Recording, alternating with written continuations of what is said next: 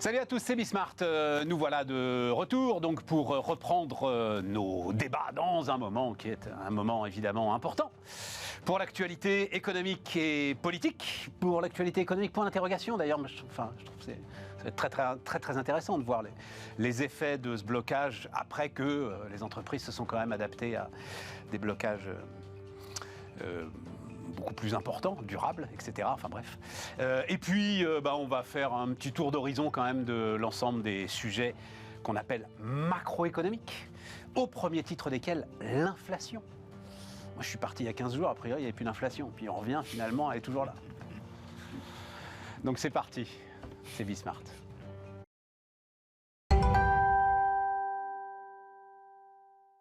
Donc, c'est Wilfried Galland, le stratégiste de Montpensier Finance, qui me disait qu'il n'y a plus d'inflation. Exactement. Voilà. Denis Ferrand disait aussi qu'il n'y avait plus d'inflation. Denis, avec ses cotes. Non, beaucoup plus prudent. Flavien, on n'a pas encore eu le temps d'en parler avec Flavien.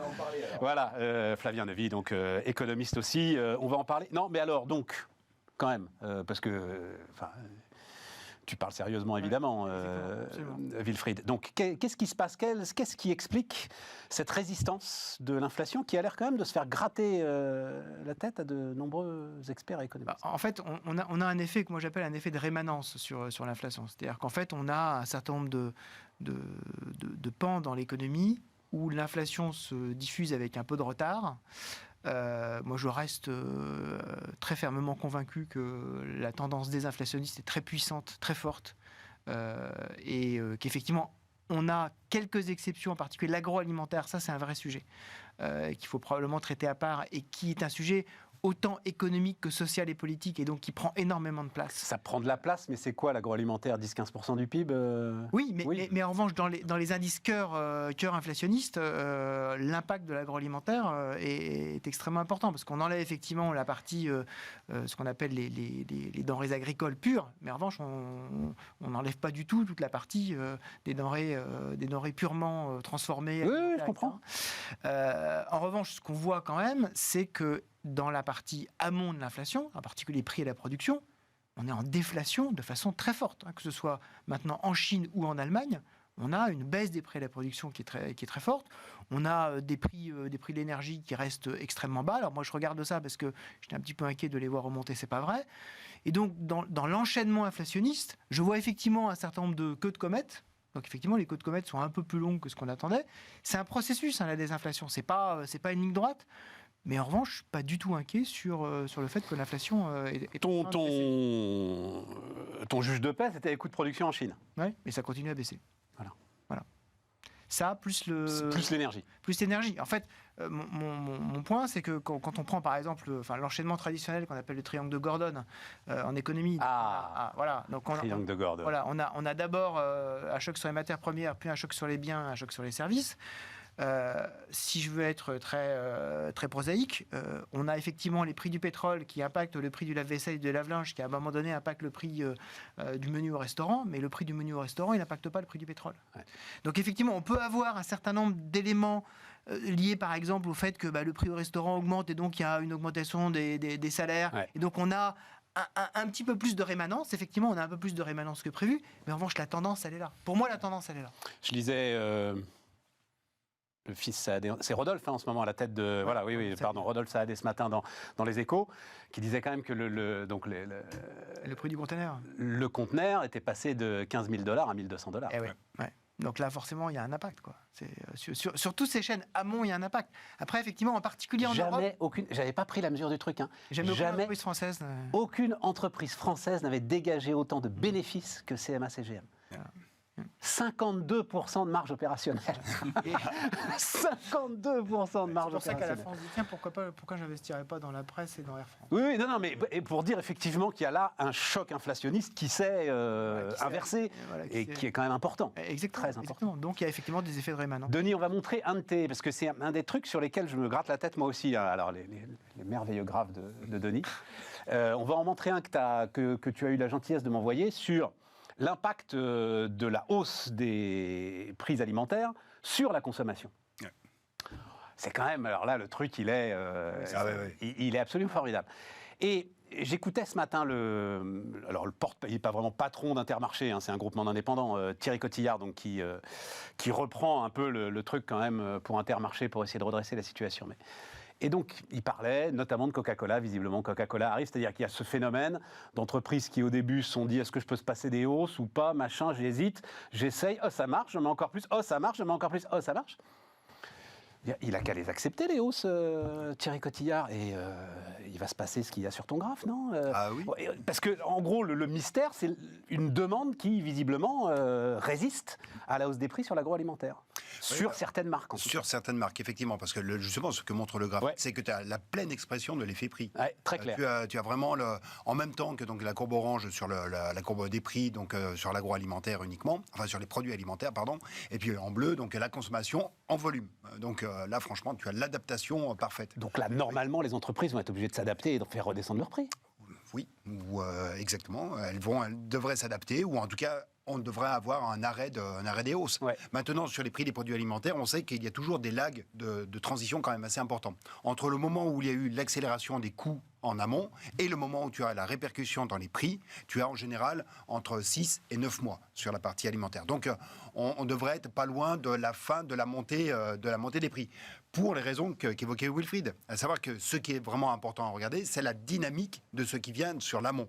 On a évoqué les prix des matières premières, mais ce que je trouve aussi tout à fait frappant sur la période actuelle, c'est quand bien même il y a le redémarrage de la Chine, on n'a pas de réaccélération des cours des métaux. Par exemple, le cours du cuivre, on s'est fait un petit peu peur. À un petit moment, il est remonté à 9005, mais là, il est retombé à 9000. Le cours du cuivre est un très bon indicateur de ce qui est en train de se passer sur les cours, sur l'industrie. En revanche, ce qui joue sur les produits alimentaires, ce qui est tout à fait décisif, c'est ce qui se passe du côté de la chimie. Parce que les engrais, notamment, ont été un facteur d'inflation très important sur les prix des produits alimentaires, sur les prix de l'agriculture d'une manière générale. Et sur la chimie, on a eu des arrêts de production extrêmement importants. On a par exemple du fait de la crise énergétique. Du fait de la crise énergétique, on a par exemple moins 10% sur la production industrielle de chimie en France et on est à moins 25 en Allemagne quand tu le regardes sur un an. Donc la question est de savoir à ce moment-là, à quel moment va remordre vraiment la contrainte de production, parce que là tu as... Donc les gars ont vidé leur stock. Ouais, les gars ont vidé leur stock. Et à quel prix en fait ils vont redémarrer la production. À quel prix ils redémarrent la production, sachant que les engrais à 80%, le coût est formé par le prix du gaz.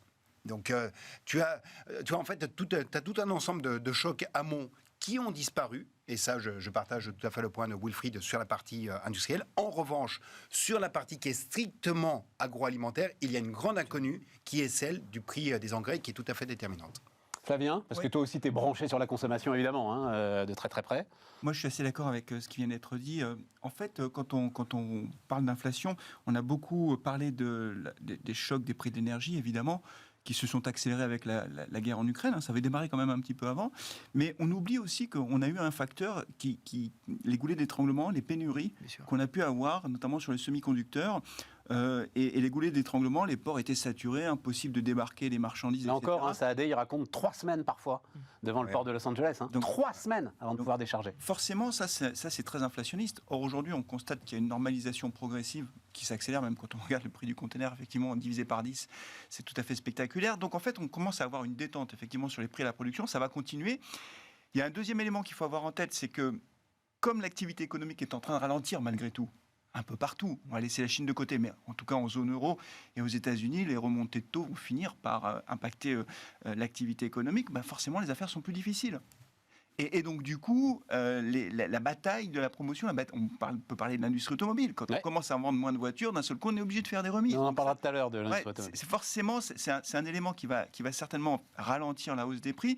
Et puis, dernier point qui est quand même majeur quand on parle d'inflation, c'est les salaires. Est-ce qu'on est dans une spirale qui ne s'arrête jamais, inflationniste, la fameuse boucle salaire-prix? Aujourd'hui, on ne la constate pas. C'est-à-dire que si on prend la France ou la zone euro, on ne constate pas d'emballement sur les salaires.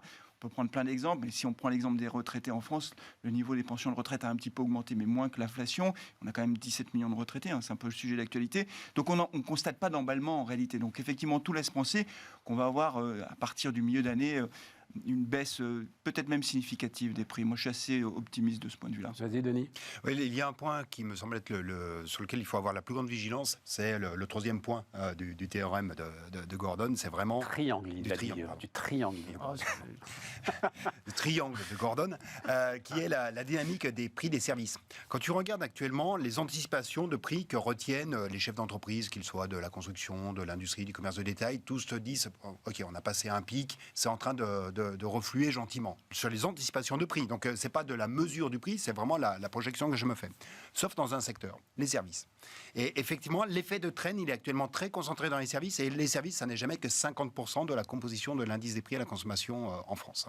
C'est les services, alors c'est les loyers, c'est les services financiers, c'est les services les télécoms, l'ensemble de nos abonnements, quoi. Oui, tout à fait, l'ensemble de nos abonnements. Et sur cette composante-là, tu es encore sur une dynamique d'accélération. Et d'ailleurs, on voit vraiment un switch qui est très intéressant, qui s'observe déjà depuis quelques temps aux États-Unis, entre l'évolution des prix des biens à la baisse, ou en tout cas au franc ralentissement, et l'évolution des prix des services, qui est de plus en plus à la hausse. Et c'est vraiment dans cette tension qui est en train de se faire que l'on verra la dynamique de l'inflation s'installer ou pas.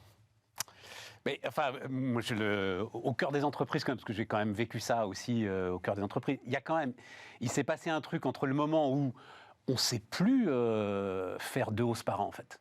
C'est-à-dire, il y avait ce moment, je l'avais raconté, où c'était presque, il faut essayer de rappeler des gars, un peu comme les gars à France Télécom, qui sont les seuls capables de coder sur les tout premiers réseaux, des gars qui étaient capables de passer 3-4 hausses par an et qui avaient le contact avec leurs clients pour le faire. On ne sait plus faire ça, etc. Et tout.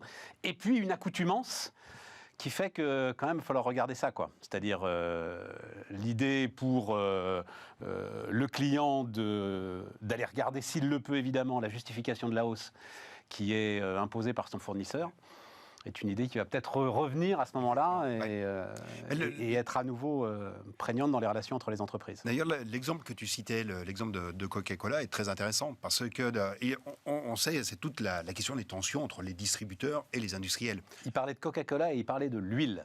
Oui. Alors là, il ne citait pas de marque, mais il disait que... alors, c'était l'idée que tu décrivais, c'est-à-dire que la baisse des prix des matières premières ne s'était absolument pas répercuté sur la bouteille d'huile. Vas-y, Denis. Mais en fait, quand tu regardes les négociations entre distributeurs et producteurs, tu as en gros Coca-Cola, Nestlé, Unilever. En fait, tu as tout un ensemble de produits qui doivent être nécessairement dans ta chaîne de distribution. Tu es un distributeur, tu n'as pas de Coca-Cola, tu perds de la clientèle. Et donc, tu as un pricing power à l'intérieur de l'industrie agroalimentaire qui est très hétérogène. En revanche, pourquoi y a-t-il autant de tensions entre distributeurs et producteurs ? Ça se porte non pas vis-à-vis de Coca-Cola, parce que là, les distributeurs n'ont pas le choix, ils doivent prendre les hausses de prix. En revanche, ils vont se battre beaucoup plus furieusement avec les autres industriels. C'est pour ça que c'est difficile quand on a les appels, les distributeurs, il faut que vous baissiez vos marges. Oui, mais c'est pas la même chose quand tu traites avec Coca et quand tu traites avec le plus petit. Je vais être plus sévère. En fait, en France, c'est très facile de taper sur Coca-Cola. Donc, en fait, tu peux t'acheter une forme de beauté morale. Oui, voilà, en tapant sur Coca-Cola, sur Unilever, il n'y a aucun problème. Alors que, et en ça, cette interview de Thierry Cotillard ce matin sur RTL était très intéressante, parce que tout de suite, c'était, les PME, on s'arrange, les PME, on a signé tout de suite, les PME qui nous passaient des hausses de prix, là, c'est pas très grave, machin, mais alors, Unilever, Coca-Cola, machin. Donc, tu vois, il y a ça aussi dans le discours, quoi. Ouais. Mais pour le coup, ils n'ont pas le choix. Et les distributeurs doivent avoir du Coca. Et Coca est beaucoup plus... Mais c'est notre comportement de consommateur, moi, qui surtout, ce qui est intéressant, c'est qu'on a effectivement certaines entreprises, en particulier dans ce secteur-là, mais dans d'autres, qui ont découvert qu'ils avaient du pricing power. C'est-à-dire qu'ils ont découvert que finalement, il n'y avait pas que le luxe qui pouvait effectivement augmenter les prix. Et que finalement... C'est ce que je te disais. Voilà, exactement. Ça se passait pas si mal. Alors qu'ils en avaient perdu complètement l'habitude. Exactement. Et donc certains ont dit, mais ça peut être une façon pour nous de retrouver des marges de manœuvre. Mais bien sûr. C'est les fameux effets d'aubaine. Mais bien sûr. Exactement. Il y en a forcément. C'est difficile à évaluer en fonction des secteurs d'activité, en particulier dans l'agroalimentaire. Mais il y a clairement des effets d'aubaine parce que tout le monde s'est dit, puisqu'on est obligé d'augmenter les prix, on n'a pas le choix. Sinon, on passe en marge négative. Enfin, on n'arrive plus à vivre. On va peut-être passer une augmentation de prix un peu supérieure. C'est beaucoup. Et à la fin, alors effectivement, quand les prix à la production baissent, quand on retrouve une forme de normalité, à la fin, les prix ne vont pas rebaisser. Donc ça veut dire qu'il y aura quand même potentiellement quelques marges opérationnelles qui vont retrouver des couleurs à l'issue de cette crise inflationniste. Il y a une raison pour laquelle les résultats des entreprises ont été excellents. Absolument. Ça. Attends, il y a un autre point là-dedans, moi, qui m'intéresse beaucoup, et il va falloir que je fasse une émission là-dessus, d'ailleurs, parce que c'est l'économie de l'abonnement, et ça nous rapproche de l'automobile. Parce que visiblement, je croyais que c'était réservé aux très grandes entreprises, et de plus en plus de PME, industrielles notamment, s'y mettent. Donc l'idée est que tu ne payes pas un coût d'achat précis, c'est exactement l'évolution du modèle automobile, hein. Tu t'abonnes d'une certaine manière à Stellantis, tu payes 250 € par mois, on te donne une voiture, etc. Et, tout. Bon, okay. Et là, pour le coup, les hausses de prix sont beaucoup plus compliquées à lire. Beaucoup plus compliquées à lire. Et c'est un package, en fait. Mais bien sûr, c'est un package. Kantar avait publié un chiffre intéressant, mais c'était sur la grande distribution, hein, un chiffre intéressant juste avant les vacances de février pour la zone parisienne, c'était la réflexion commence au-dessus de 4,50 €. En dessous de 4,50 €, le consommateur regarde pas trop. Au-dessus de 4,50 €, là, la réflexion commence. Eh oui, c'est intéressant. Et donc, s'engouffrant là-dedans, cette économie de l'abonnement est en train aussi de transformer les choses et de faire une sorte d'inflation cachée, d'inflation discrète, d'inflation latente qui peut être intéressante à suivre. Exemple, ou encore l'ensemble, par exemple, des systèmes de surveillance que tu peux avoir pour tes maisons, machin. Tu vas avoir 10 centimes, 20, 30, 40 centimes, comme ça dans un coin. Petit service cloud auquel on est abonné pour stocker les photos, etc. Exactement. C'est passé de 2,99 € à 3,19 €, 3,29 €. Bon, voilà. Le gros avantage de cette économie de l'abonnement, c'est que pour les entreprises qui font cela, qui arrivent à transférer finalement leur client qui va payer one shot en client qui devient un abonné, c'est que cette dépense devient une dépense préengagée. C'est-à-dire que c'est sanctuarisé dans le budget des ménages. Absolument. On voit bien d'ailleurs en ce moment, dans cette crise qui touche beaucoup les ménages français, en particulier ceux qui ont les revenus les plus faibles, les arbitrages de consommation ne se font pas sur les abonnements. Ils se font sur l'alimentaire. On achète moins de bio, on achète moins de viande. Par contre, on a toujours son téléphone portable, on a toujours son abonnement à Spotify ou je ne sais pas quoi. Et donc, ça sanctuarise, ça protège vraiment le budget. Et ça fait de la récurrence, bien sûr. Ça fidélise. Donc, ça a beaucoup, beaucoup d'avantages. Et c'est pour ça que Carrefour réfléchit, par exemple, à des formules d'abonnement. La grande distribution réfléchit à des formules d'abonnement. On avait raconté Decathlon, quelque chose d'assez incroyable. Tu payes, je ne sais plus combien, on va dire 20 € par mois, peu importe le chiffre, et tu as droit à te servir de l'équivalent de 300 € d'équipement Decathlon. Enfin, c'est ça le sujet. C'est vrai que sur la période actuelle, les seuls postes sur lesquels il y a des arbitrages en termes de volume, ce sont les deux postes déjà qui ont le plus flambé. Hein. C'est évidemment l'alimentaire et l'énergie. Mais parce qu'il y a aussi le référentiel de prix.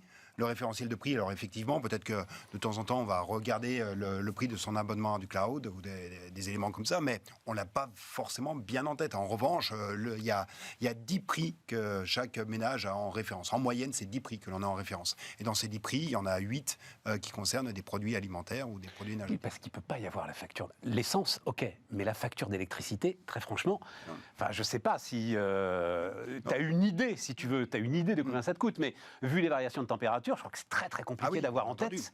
Oui, tout à fait. L'hiver dernier, on a dépensé tant, ok, tu vas le rechercher dans tes factures, mais il faisait plus froid, il faisait moins froid. Ouais, voilà, c'est ça, tu l'as complètement oublié. Ouais, tu l'as complètement oublié. Ouais, tout à fait.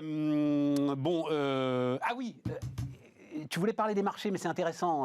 Quid des marchés, justement, qui, alors, sans doute, sont dans les mêmes réflexions que vous, c'est-à-dire pas affolés finalement par un éventuel maintien de l'inflation, parce qu'on ne l'a pas dit, mais éventuel maintien de l'inflation amènerait un durcissement supplémentaire des politiques monétaires, et c'est ça qui pourrait inquiéter. En fait, aujourd'hui, le raisonnement que font les investisseurs sur les marchés, je ne vais pas dire les marchés, la masse mais tu vois bien. Voilà. De toute façon, vous êtes tous moutonniers, donc exactement, mais t'es des moutons intelligents. Et des moutons avec une... Non, il y en a un qui est censé être intelligent, c'est le premier. Et le premier, s'il se gourre... En fait, le raisonnement que je déploie sur le processus inflationniste, c'est le raisonnement que les marchés ont intégré en fait dans leur valorisation. Alors, je rappelle que les marchés font pas de raisonnement particulièrement. Les marchés donnent juste des prix.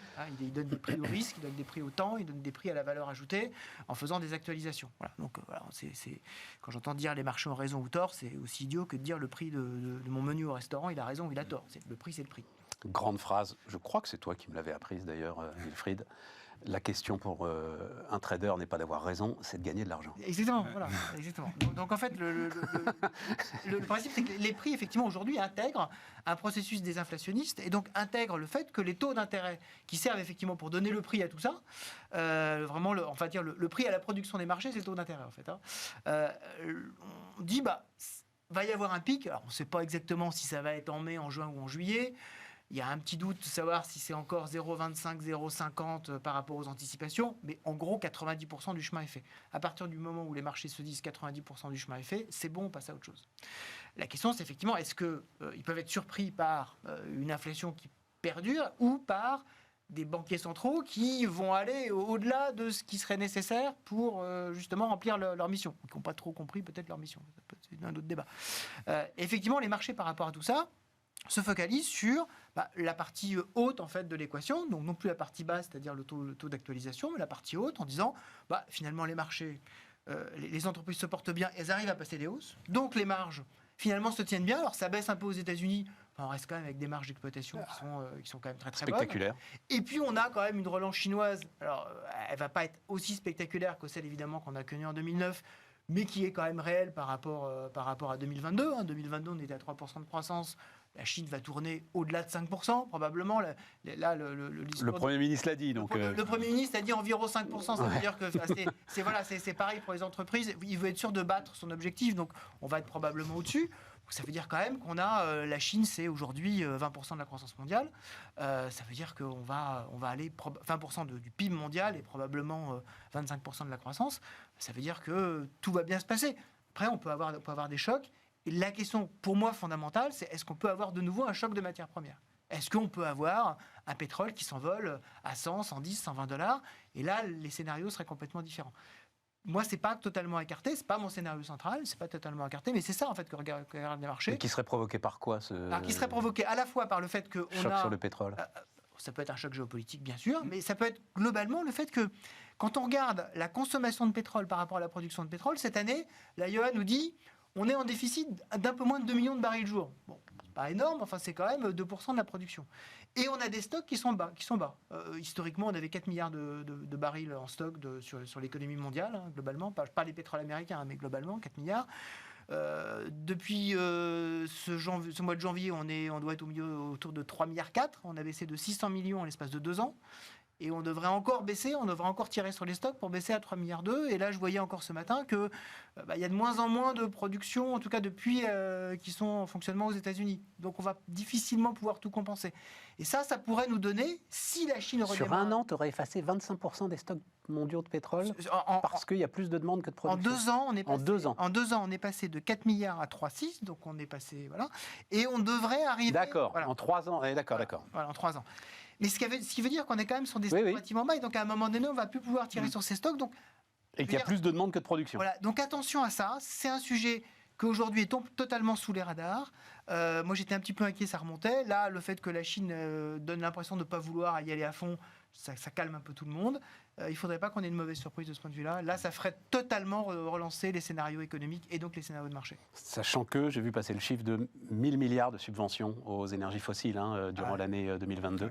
Ah bah oui. À l'échelle mondiale. Donc les taxes carbone, c'est formidable. Voilà. Subventions pétrole, c'est encore mieux. Subventions pétrole, sachant que voilà, on en a besoin.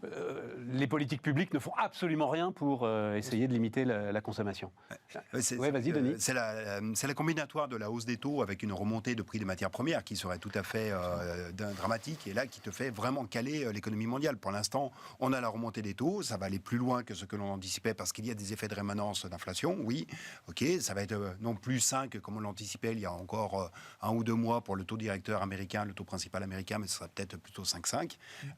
J'ai vu une très bonne interview d'un économiste qui disait que c'était à 6, qu'il y avait des points d'alerte très, très importants. Donc, pour l'instant, on n'y est pas encore à cette anticipation, mais on voit bien qu'on s'en rapproche. Donc c'est bien la collision entre un choc des prix des matières premières et un choc de taux d'intérêt qui peut poser question. Sur le pétrole, j'ajouterai un élément qui est le fait qu'on a un recul des investissements en exploration qui est quand même vraiment massif. Ah bah bien sûr. La chute de 2020, qui était une chute de 35%, elle n'a pas été du tout compensée par bien sûr. Tu as ça et tu as une qui va se développer une quasi-interdiction du financement de l'exploration-production par, en tout cas, les institutions réglementées, on va dire ça comme ça, et cotées du monde occidental. On a divisé par 2 en 7 ans. Divisé par 2 quoi? Divisé par 2 les investissements sur la filière amont, exploration, production, pétrole, on les a divisés par 2 en 7 ans. Entre 2015 et 2022, on a divisé par 2 de 800 milliards, on est passé à 400 milliards. Il te faut 5 ans à peu près pour voir les conséquences en termes de production du sous-investissement que tu as fait préalablement. L'aléa géopolitique reste quand même majeur, parce qu'on n'en parle plus beaucoup de la guerre en Ukraine, le pétrole russe. Rappelons quand même que la Russie est un grand pays producteur de pétrole. On ne sait pas comment ça va évoluer. Par définition, cette guerre, on n'a pas réussi à modéliser encore le cerveau de Poutine, donc on ne sait pas comment ça va évoluer. Mais si clairement il y a une détente à un moment donné, un cessez-le-feu ou je ne sais pas quoi, ce sera un phénomène qui sera peut-être bon pour la croissance et qui pourrait encore alimenter les tensions sur les matières premières, parce que du coup la Russie ne reviendra pas sur les marchés mondiaux aussi facilement que ça. Les sanctions économiques, à mon avis, sont assez durables. Et c'est quand même un aléa qui est majeur et qui pourrait avoir des impacts très importants. Je suis assez d'accord avec l'idée que quand on a un baril de pétrole aujourd'hui américain autour des $76, il doit être à peu près à ça. Le WTI, le potentiel de hausse, il existe quand même. Voilà. Et si la Chine redémarre un peu plus fort que prévu, ce qui n'est pas non plus exclu, parce que voilà, la Chine, avec une période très particulière, avec ces restrictions sanitaires qui ont mis l'économie à l'arrêt, pour ainsi dire, si le rebond est plus fort, alors là, pour le coup, la demande mondiale de pétrole va fortement augmenter. Effectivement, tout ce qu'on vient de dire est très juste. C'est-à-dire qu'en face, on n'a pas l'offre nécessaire pour répondre à une forte demande. L'Arabie Saoudite, on met en place... Moyen-Orient, Iran, Arabie Saoudite, Israël, qui a un vrai très gros... L'Arabie Saoudite a encore quelques capacités, elle peut encore augmenter sa production. Un vrai géopolitique moyen-oriental très très important cette année. Oui, enfin, ça fait un moment que ça dure. Oui, mais 2000 ans à peu près. Mais quand on regarde l'état du régime iranien et les tensions entre ce que peut dire Israël aujourd'hui et l'Arabie Saoudite avec ses relations avec son voisin, je rappelle que l'Iran a déjà attaqué les puits de pétrole, je veux dire, bien sûr. Mais n'a attaqué que du stockage aujourd'hui. N'ont pas attaqué les infrastructures de production. Et ceux qui sont juste à côté de la frontière iranienne, c'est juste 4% de la production mondiale. Bon, voilà, je vous laisse imaginer ce que ça pourrait donner. Donc effectivement, je suis totalement d'accord. Le sujet géopolitique est totalement aujourd'hui un peu sous les radars économiques. Pourrait revenir très vite via l'Est de l'Europe et via le Moyen-Orient. Mais ce qui est passionnant dans tout ce que vous me racontez, c'est que... dans notre petit monde occidental du Nord, on met en place des armes quasi légales. Enfin, les plaintes contre Total, BNP Paribas, etc., moi qui travaille avec des directeurs des risques, je peux te dire que c'est pas du tout pris à la légère. Pas du tout pris à la légère. Et donc, on met en place en plus des armes pour continuer à organiser la pénurie de pétrole.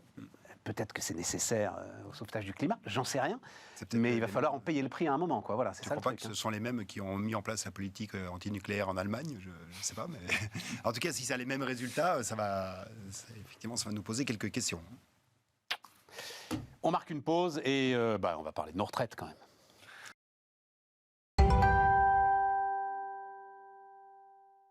On repart donc la France à l'arrêt.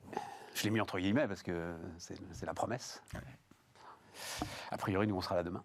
Je ne sais pas, je suis très ouvert il y a énormément de portes d'entrée. Donc, Flavien, qu'est-ce qui t'intéresse dans cette épreuve de force qui va commencer demain ? Ce qui m'intéresse, c'est de savoir si oui ou non la France sera à l'arrêt, en fait. Parce que c'est un mot d'ordre, c'est un appel, effectivement, qui est très clair. Le message est simple, clair. La question, c'est de savoir dans quelle mesure ce mouvement sera suivi. Et surtout, au-delà de la journée de mardi, qui s'annonce quand même être une journée très suivie, d'une façon générale, c'est de savoir si le mercredi, jeudi, si cette grève reconductible aura un succès ou pas. Et à la fin, en réalité, la question qu'on est en droit de se poser, c'est de savoir cette réforme des retraites qui, au fil des amendements, des modifications, finalement, rapporte de moins en moins, en quelque sorte. On est parti d'un niveau très élevé. Ah non, mais maintenant, elle coûte. Voilà, c'est ça. Non, là, il faut être clair. À un moment, je suis clair, moi, depuis le début, qu'elle est, n'oublions jamais, appuyée sur un taux de chômage à 4,5%. Oui. Voilà. Donc, tout ça pour ça. En fait. Le sujet, il est là. Donc, je ne sais pas comment se terminera cette histoire, parce qu'on ne peut rien exclure. En tout cas, on ne peut rien exclure, y compris d'ailleurs le fait que ça se termine mal. C'est-à-dire qu'après, que ça se termine mal, c'est quoi une grève qui se termine mal? C'est à un moment donné une dissolution, ou je ne sais pas quoi, un blocage politique qui fait que ben voilà, le président de la République décide de dissoudre. Je crois qu'aujourd'hui, on ne peut rien exclure. La vraie question, au fond, c'est de savoir si ce mouvement social va être suivi dans la durée, étant entendu que on ne travaille plus de la même façon quand même. C'est-à-dire que le blocage, quand on peut télétravailler, on n'est pas forcément... On n'est plus en 95. Donc voilà, c'est deux questions. Dans quelle mesure ce blocage, cet appel au blocage sera suivi dans le temps? Et deuxièmement, quel sera l'impact pour les Français qui, aujourd'hui, peuvent, pour une partie d'entre eux, télétravailler? Denis, comment est-ce que tu vois le truc? Bon, alors, avec un regard macro, après l'ampleur de la mobilisation, ça, franchement, évidemment, il n'y a aucune modélisation. Non, mais attends, avant regard macro, un petit peu comme le fait Flavien, c'est-à-dire, je dois dire que moi, je change d'avis chaque minute. Donc, tu te retrouves avec une réforme dont, alors quand je dis elle va coûter, non, elle va coûter par rapport aux équilibres qui étaient promis au départ. Mais on va quand même être un peu dans une situation un peu meilleure que, pas largement, tu sais. Il faut attendre la fin de la discussion au Sénat. Que les 13 milliards par an de déficit qui nous sont promis en 2030. Si on fait le cumul sur 10 ans, ça commence à rapporter quand même.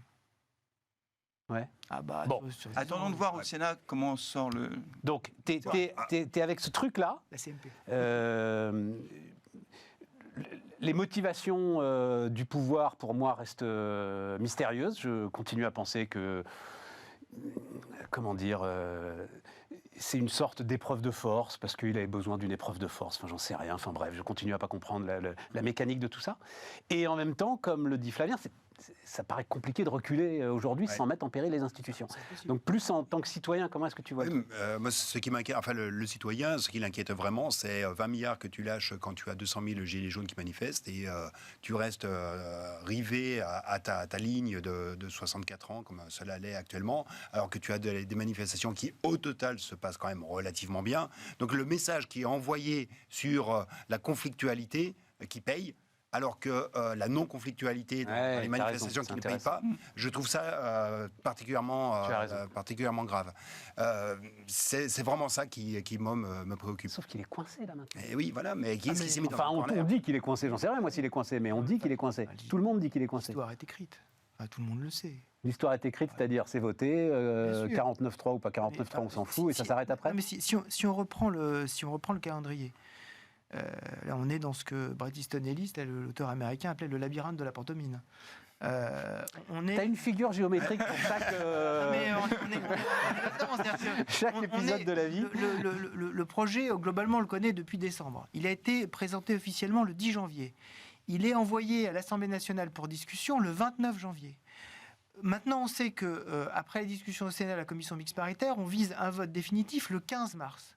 Et on est en train de discuter sur la possibilité qu'un mouvement de blocage influe un processus entre le 7 mars et le 15 mars. 8 jours. Mais on pense vraiment autour de la table qu'en l'espace de 8 jours, le pouvoir peut dire « Ah non, c'est vraiment trop dur ». Là, je recule. Je me suis engagé dans ma campagne électorale à repousser l'âge de la retraite à 65. J'ai fait 64. Je suis au bout du processus. Au bout du processus. J'ai consulté le Conseil d'État. J'ai fait tout ce qui était nécessaire. Et là, à 8 jours, je vais dire non, mais finalement, j'arrête. Ouais. On sait très bien que c'est pas ça qui va se passer. En revanche, ce qui est très dur, c'est effectivement de se dire que va y avoir beaucoup de rancœur et d'amertume qui va sortir de cette confrontation, parce que à la fin, va y avoir le sentiment d'un pays contre l'autre, de nouveau. De ceux qui, en fait, disent c'est très bien, on va tous travailler plus, en particulier ceux qui ont arrêté de travailler, c'est-à-dire les retraités. Et puis... Tu dis pas c'est très bien, tu dis il faut bien le faire. Voilà. Et puis une toute petite partie, dont je fais partie, qui disent de toute façon il faut le faire parce qu'il faut augmenter la quantité de travail dans l'économie, donc c'est nécessaire. Bon, je suis totalement conscient d'être une toute petite minorité. Et puis tous ceux qui diront de nouveau on n'a pas écouté les gens qui ont manifesté paisiblement. Et là, effectivement, pour la suite du quinquennat, la suite des discussions sociales, c'est compliqué. Ouais, tu t'en fous un peu de la suite du quinquennat, en fait. Mais voilà. Le sujet, c'est qu'est-ce qu'il a à faire passer derrière. Bon, le projet de loi immigration, qui peut être intéressant économiquement. La relance du nucléaire, tout le monde est d'accord. Et après, emballer ses pesées. Son service militaire, là.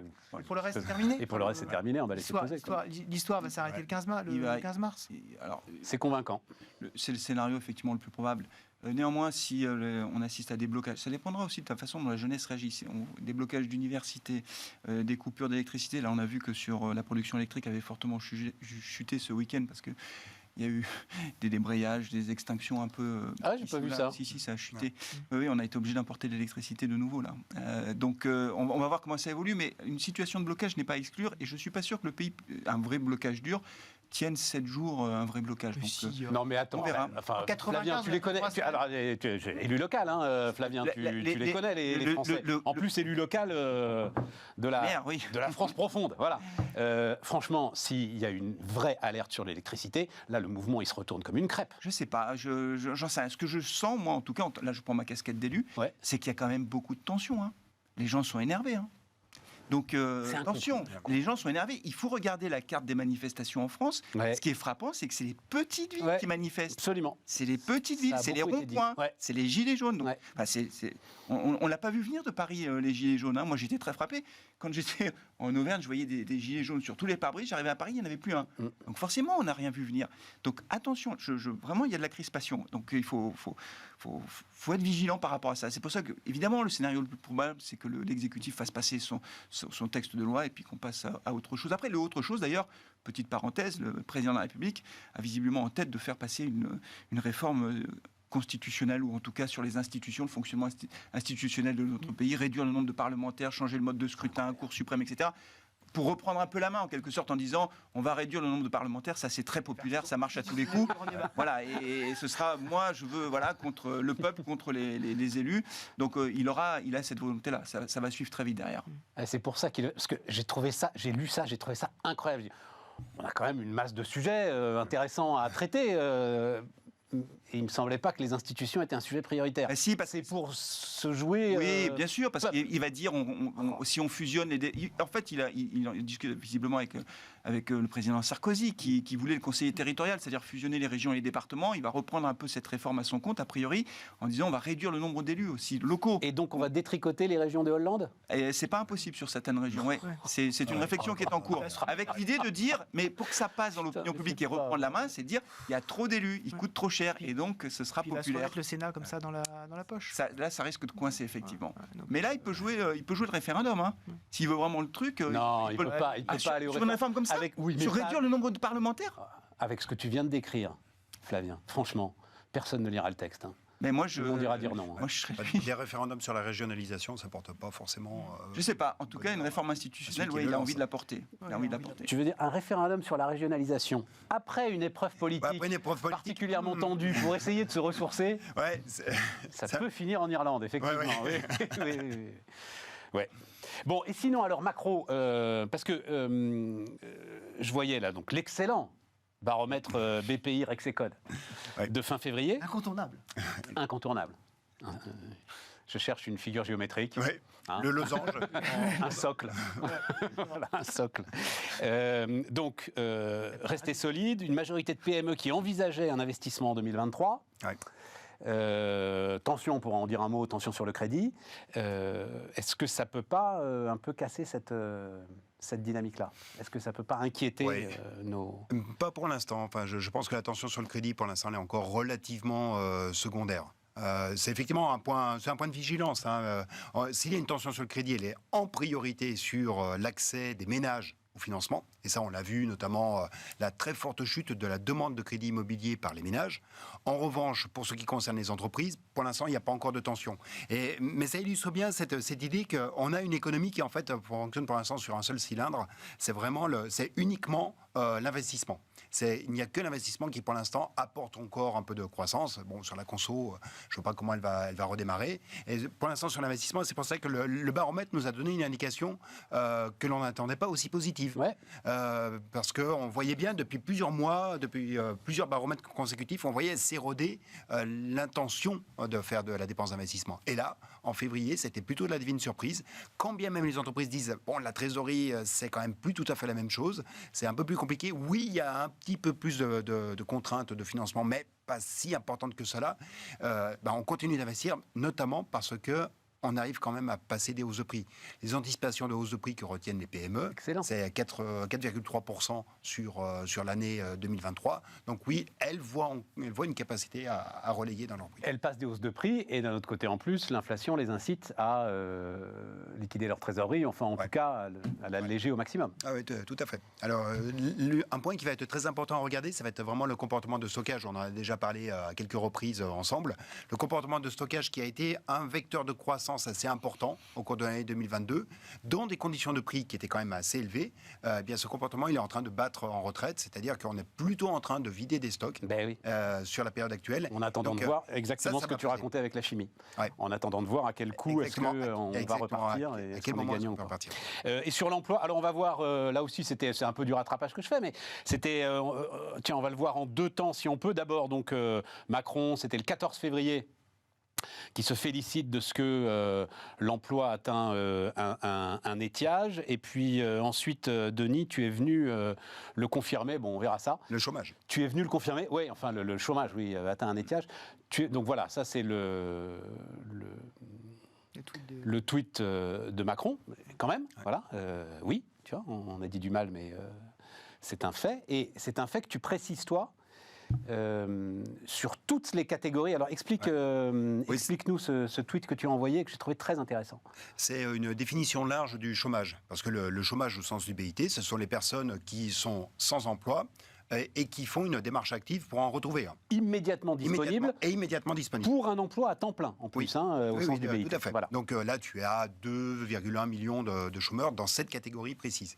Et puis après, tu as dans l'enquête emploi, parce que c'est l'enquête emploi qui est conduite tous les trimestres par l'INSEE, qui donne les indications à la fois au numérateur et au dénominateur pour calculer le taux de chômage. Tu as aussi des catégories de population qui vont être en sous-emploi, c'est-à-dire des personnes qui sont en emploi à temps partiel et qui aimeraient pouvoir travailler plus. Voilà, exactement. Donc on va les rentrer dans ce graphique. Autre catégorie, ce sont des personnes qui sont considérées comme inactives. Elles ne sont pas dans la population active, donc elles ne sont ni au dénominateur ni au numérateur du taux de chômage. Ce sont des personnes qui ne sont pas disponibles pour prendre l'emploi. Par exemple, une personne qui est aidant, qui accompagne un parent malade, est une personne qui est considérée comme inactive, mais qui souhaiterait pouvoir travailler. Donc ce sont des personnes que l'on va mettre dans le halo autour du chômage, des personnes qui sont à la frontière de l'emploi et du chômage.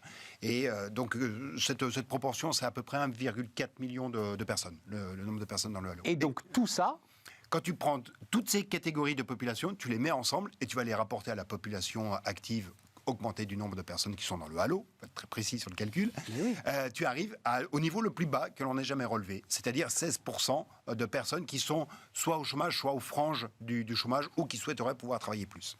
Et on n'a jamais vu. C'est ça, parce que tu écris, c'est du jamais vu depuis 2003, mais en fait, parce que c'est la statistique commence en 2003. Voilà, la statistique commence en 2003. Les enquêtes emploi ont démarré en 2003 dans leur cadence trimestrielle. Avant, elles étaient annuelles. Donc, effectivement, on a un vrai changement. Ce qui est drôle, enfin, c'est une très bonne nouvelle. Enfin, on voit bien d'ailleurs, il suffit de discuter 2 secondes avec des chefs d'entreprise pour se rendre compte à quel point c'est difficile de recruter. Mais du coup, c'est plus du tout une préoccupation. Mais c'est ça qui est... C'est-à-dire qu'en 2007, l'élection présidentielle, c'était le numéro 1. Enfin voilà, l'emploi. Ça a même empêché un président de la République de se représenter. Absolument. Et aujourd'hui, voilà, c'est passé sous les radars. Je ne veux pas dire que l'opinion publique est versatile, mais en tout cas, on voit bien que les sujets... en tout cas, le fait que ce ne soit plus une préoccupation, ça prouve que les chiffres sont vrais, parce que souvent, dans le débat médiatique, ceux qui veulent toujours dire que tout va de plus en plus mal ont tendance à dire que les chiffres sont faux quand ils sont bons. Alors quand ils sont mauvais, on ne discute jamais de la véracité des chiffres. Mais quand ils sont bons, on dirait mais c'est truqué, on ne compte pas les gens, etc. Non, c'est la réalité. Et malgré ça, on reste quand même avec un taux de chômage qui reste quand même assez élevé. Quand on se compare notamment avec l'Allemagne, on a quand même un petit sujet de retour à l'emploi, à mon avis. C'est un sujet de préoccupation, je pense, surtout quand on a... Je veux dire, on tape dans le socle, quoi. Et aujourd'hui, ça va être de plus en plus compliqué de faire baisser ce taux. J'ai l'impression qu'on est dans une situation, quand on regarde les difficultés à recruter, on se retrouve dans une situation de quasi plein emploi. Alors le plein emploi, c'est pas 7% de chômage, c'est 3%. Donc on a un problème. On a un problème quand on se compare aux autres. Donc, mais ça, c'est un problème franco-français, hein, et c'est à nous de le résoudre. Mais très clairement, oui, c'est quand même une bonne nouvelle. Et moi, je le vois là aussi. Moi, en tant que maire, par exemple, c'est un truc tout bête, hein, mais quand j'ai été élu en 2014 pour la première fois, à l'époque, tous les jours, à la mairie, on recevait des CV, mais vraiment beaucoup de CV pour travailler aux espaces verts, dans les écoles, etc. Mais alors aujourd'hui, plus un. Mais quand je dis plus un, c'est qu'on a du mal à trouver du personnel. On a du mal à trouver des gens pour devenir fonctionnaires et travailler dans les collectivités territoriales. Donc voilà, c'est vrai pour les entreprises, mais c'est vrai aussi pour la fonction publique. Intéressant. Si on voit le côté peut-être un peu plus sombre de tout ça, ça veut dire que le travail est plus au cœur des préoccupations. Comment ça? Non, mais pourquoi tu... Mais ça veut dire qu'en fait... Là. Mais ça veut dire qu'en fait, on est...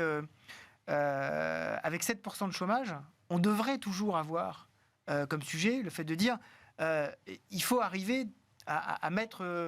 oui, d'accord, tu vois comme ça. Toutes ces personnes en emploi. Ouais. Et en fait... ce serait beaucoup plus efficace en plus que décaler de 2 ans l'âge de départ en retraite. Mais on sent que, en fait, c'est plus le sujet. Ce sujet-là... C'est plus le sujet, c'est que tu rentres, ce que je disais, c'est que tu rentres dans un socle où en tout cas, ça commence à coûter très très cher de remettre en emploi. De remettre en emploi des gens qui en sont à ce point éloignés depuis plus de 2 ans. C'est toujours l'exemple du taux d'emploi, des écarts de taux d'emploi selon les niveaux de formation initiale. Tu es à 85% sur 85% de taux d'emploi pour les personnes qui ont un diplôme du supérieur, et tu es à 55% pour les personnes qui ont le plus bas niveau de formation. En gros, le maximum brevet des collèges.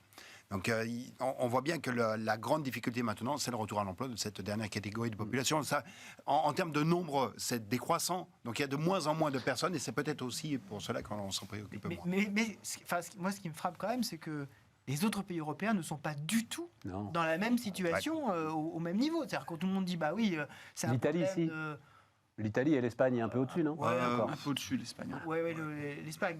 Mais quand on regarde l'Allemagne, quand on regarde les Pays-Bas, quand on regarde l'Autriche... bien sûr, mais voilà. La réponse, c'est bien sûr. Mais non, mais c'est culturel. C'est pas je crois pas que ce soit une évolution. Mais c'est un vrai sujet. C'est un vrai très gros sujet. Je suis d'accord avec toi, mais je ne crois pas que ce soit lié à une évolution récente sur les 2-3 dernières années. Le fait que ce soit culturel, c'est un vrai sujet aussi. C'est un vrai très gros sujet. On va faire, je ne sais pas s'il y en a d'ailleurs chez toi, les expérimentations territoire zéro chômeur. Oui, il y en a, oui. C'est intéressant. Oui, il y en a. Je vais faire venir Laurent Canguillaume pour parler de ça. Je ne sais pas si tu as pu regarder. Pas chez moi, mais à côté de chez moi, oui, il y en a. Et globalement, ça fonctionne. Ça marche bien. Alors, ça coûte cher, mais oui, d'accord, ça coûte cher. Ça marche bien. Mais ça marche plutôt pas mal. Ça peut être une des solutions. Efficacité intéressante. Un mot encore, Denis? Oui, peut-être en tout cas sur l'emploi, parce qu'on parle du chômage, mais effectivement, c'est quand même d'emploi dont il faut parler. On a quand même des chiffres qui sont vraiment excellents, très positifs sur l'emploi. Effet de la politique de l'offre? Quand même, depuis qu'il y a eu un PINS qui a été mis à la boutonnière à 1 million d'emplois, il y en a 2 qui ont été créés. Donc, ce n'était pas un PINS qui était très ambitieux, me semble-t-il, en l'espace de 10 ans. Et c'est vrai qu'il ne faut jamais oublier que le CICE, c'était crédit d'impôt, compétitivité et emploi. Autant la partie emploi, elle a été satisfaite et certainement au-delà des espérances des concepteurs, autant la partie compétitivité, il y a peut-être un petit peu plus à dire. Mais en tout cas, sur l'emploi, on a vraiment encore des chiffres intéressants, avec peut-être un bémol sur lequel il faut porter l'attention. On revient sur la segmentation de l'économie entre ces différents secteurs. C'est dans les services que l'on a eu une stagnation de l'emploi qui est intervenue au 4e trimestre. Et peut-être qu'on commence à voir l'ombre portée des pertes d'emplois dans les grandes enseignes de commerce qui sont intervenues récemment. Il y en a quand même plusieurs qui sont partis au tapis. Et ça va être un point de vigilance à avoir. Et pour lequel, effectivement, les inscriptions au chômage ne se font qu'avec un décalage de plusieurs mois. Oui, tout à fait. Mais t'as raison. Oui, enfin, j'en sais quelque chose, de manière directe, dans les enseignes qui fonctionnent, on est quand même en crise de recrutement pour des vendeurs. Hein. Donc, les gars qui vendaient des chaussures, ils peuvent aller vendre autre chose. Enfin bon, bref, les tensions sont réelles. Je voulais profiter de l'expertise de Flavien sur le domaine automobile pour parler un peu d'automobile. Il se trouve que là, je l'ai reçu, mais il viendra nous voir, Michael Valentin. Je ne sais pas si tu connais Michael Valentin. De nom. Voilà, il est consultant, il a été consultant, et puis il a monté. En fait, il fait partie, c'est le phénomène qui est en train de monter, de ces startups industrielles. Et donc, il est à la tête d'un fonds qui investit dans des startups industrielles. C'est lui le premier, il y a peut-être 10 ans, qui avait commencé à parler d'Elon Musk et d'une véritable méthode industrielle. C'est-à-dire le premier qui a... Non, c'est pas un Olibrius. Il est en train de changer radicalement les modes de production de l'automobile. Donc il sort un nouveau bouquin, là, il viendra nous en parler. Je ne sais pas, parce que le sujet me fascine. Pendant là encore, la pause, il y a eu les résultats de Stellantis. Je parlais de la marge opérationnelle de CMA-CGM. 13% de marge opérationnelle pour... c'était quand même PSA il y a quelques années, quoi. C'était ruiné. On a oublié ça, hein, quand on parle des patrons, quand on parle de « Ah oui, mais à quoi ça sert un manager du CAC 40 ?» 2012-2013. C'est 2012-2013 ? Exactement. Ils sont ruinés, c'est fini.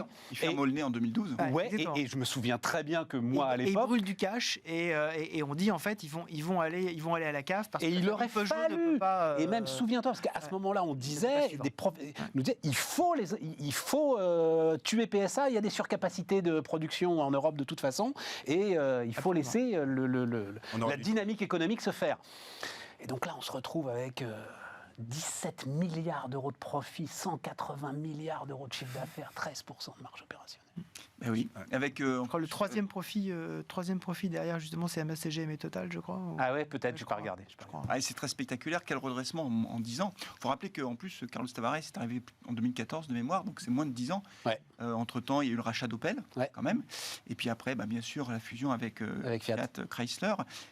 Et donc aujourd'hui, c'est un groupe qui gagne beaucoup d'argent. Dans l'industrie automobile, si on m'avait dit qu'un jour je verrais des marges opérationnelles sur un constructeur généraliste à 13%, j'aurais ri de bon cœur, franchement. C'est dingue. Quelle bonne blague. Bon, voilà. Après, Tesla est à 16, je crois, 16 ou 17. C'est ça. C'est des trucs du luxe, quoi. Ouais, c'est ça. Il faut aller chercher où Ferrari, enfin voilà, sur des micro-marchés très atypiques.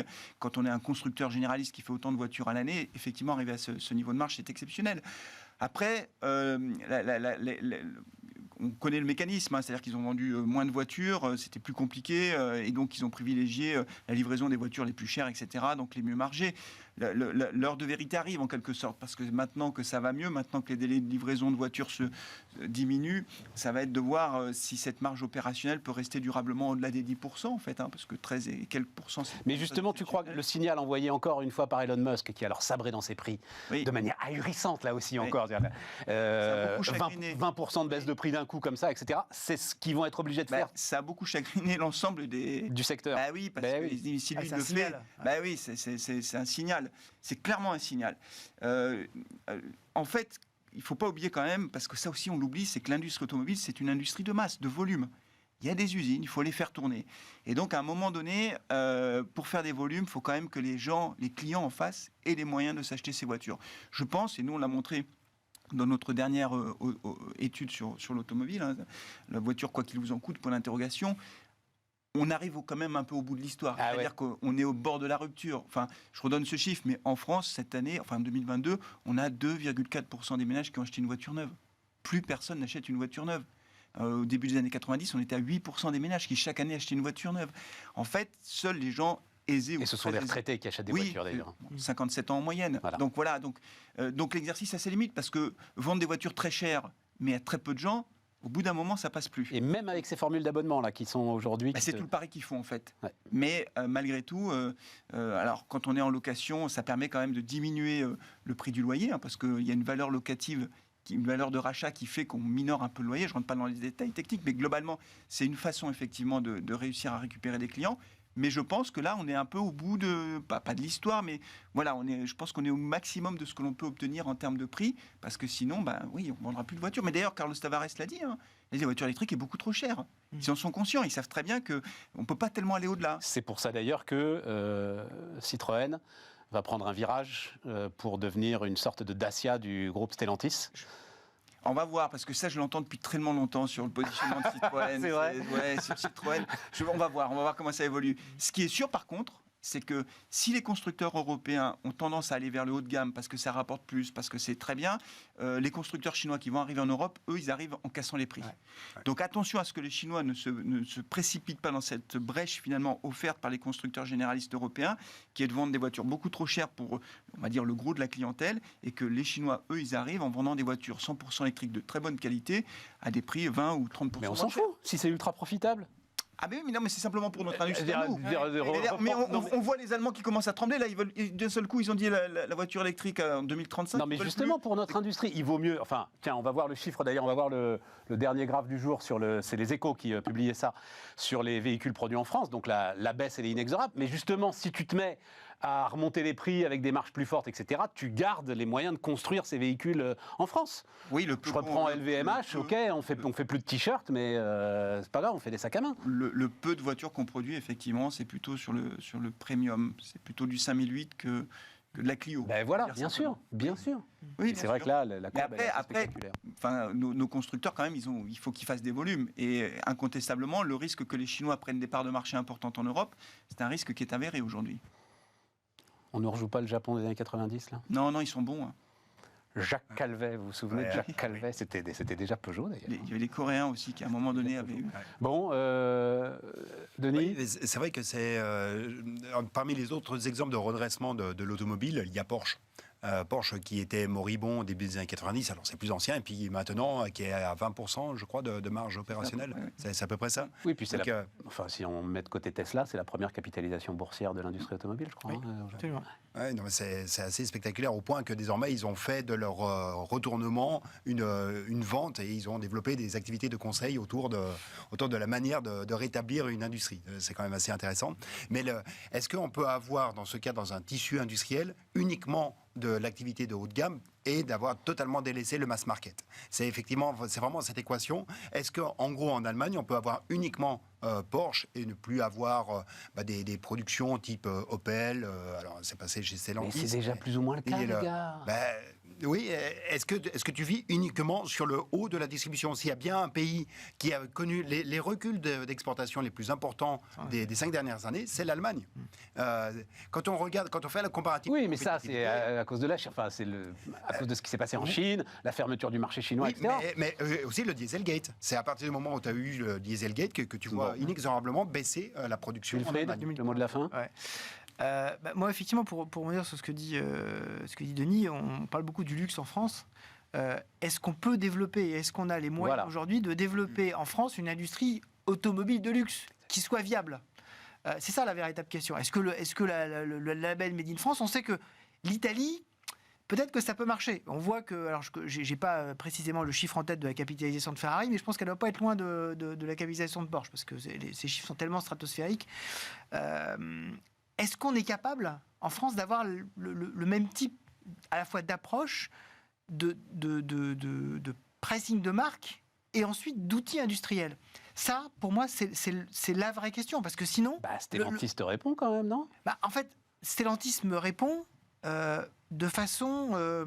c'est l'Amérique qui porte beaucoup de ses marges, c'est vrai. Exactement, de façon assez partielle, parce que voilà, il y a Jeep, Jeep, c'est leur marque qu'ils mettent partout en avant. Tout à fait.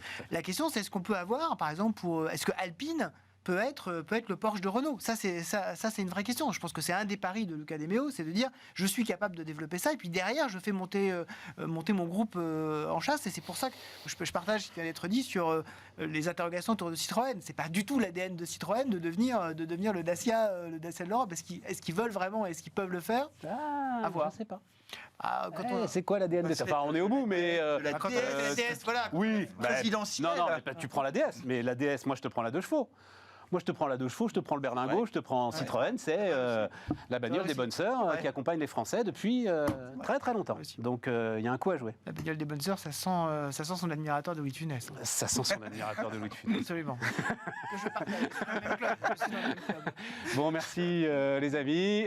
Merci à tous de nous avoir suivis. Puis, on se retrouve demain. Tout le monde sera là. Donc, voilà, pour évidemment parler très largement de l'épreuve de force qui nous attend.